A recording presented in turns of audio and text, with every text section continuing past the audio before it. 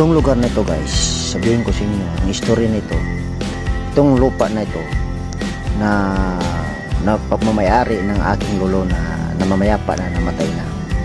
Itong lupa na to guys, sila talaga ang binibigay ng gobyerno ito dati kasi lasang pa ito guys eh.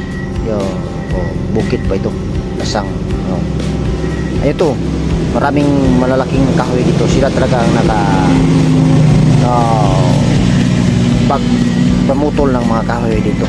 Itong spring nito guys, yung tubod na ito sa Bisaya pa, ito talaga dati talaga yan sa hapon to. Tapos yung sandayong na yan, itim na yan, kitang kita nyo guys, yung sandayong na yan, ang dating na sandayong na yung original